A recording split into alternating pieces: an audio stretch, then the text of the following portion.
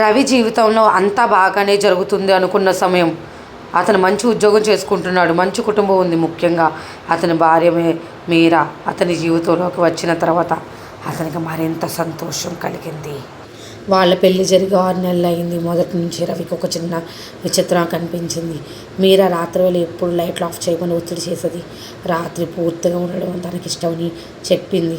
మొదట్లో తను కొత్త అనుకొని ఏం పట్టించుకోలేదు. కానీ రాను రాను ఆమె ప్రవర్తనలో మార్పు చూసి రవికైతే అనుమానం స్టార్ట్ అయింది. కానీ మీరా మాత్రం ఎలాంటి అనుమానం రాకుండా కవర్ చేసుకుంటూ వచ్చేది. ఒకరోజు రాత్రి మాత్రం బెడ్ మీద మీరా లేదు. ఎక్కడికి వెళ్ళిందని చూస్తే కిటికీ దగ్గర నుంచొని ఉంటుంది.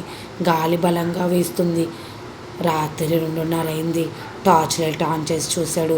మీరా ముఖంలో 4 ముఖాలు కనిపించాయి. వెంటనే అల్లిపోయాడు.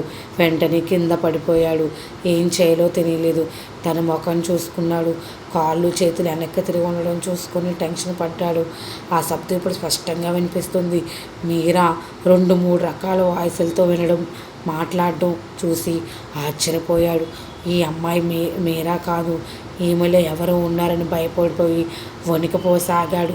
కానీ మీరా మాత్రం ఏమైందండి చెప్పండి అంటూ మాట్లాడడం స్టార్ట్ చేసింది. మళ్ళీ కొద్దిసేపటికి మీరాని సైడ్ నుంచి ఫోటో తీయడానికి ట్రై చేసినప్పుడు ఆ చేతులు వణికిపోయి హ్యాండ్స్ సరిగ్గా పని చేయవు. దేవుడా, నాకు ఈ రోజు ఎలాగైనా గడిస్తే చాలు, పొద్దున్నే మీరని దీనికోసం నేను అడుగుతానని చెప్పి అనుకుంటూ ఉంటాడు. ఆమె చర్మం వంకరగా లాగబడినట్లు ఉంది. కళ్ళు లోపలికి వెళ్ళిపోయినట్లు గాఢమైన చీకటి. ఆమె పెదవులు విపరీతంగా విస్తరించి ఉన్నాయి. ఒక అసహజమైన చిరునవ్వు. ఆ తర్వాత ఆమె మళ్ళీ మామూలుగా మారిపోయింది. ఇదంతా తలుచుకున్న రవి మాత్రం గుండెల్లో టెన్షన్ అయితే మొదలుతూ ఉంది. ఏం చేయలేని పరిస్థితి. ఆమె కళ్ళు మూసుకుపోయి ఉన్నట్టే ఉన్నాయి. కానీ ఆమె నడుస్తుంది. రవి మెల్లగా ఆమెను ఫాలో అయ్యాడు. పార్ట్ 2లో చూసేయండి మిగతాది.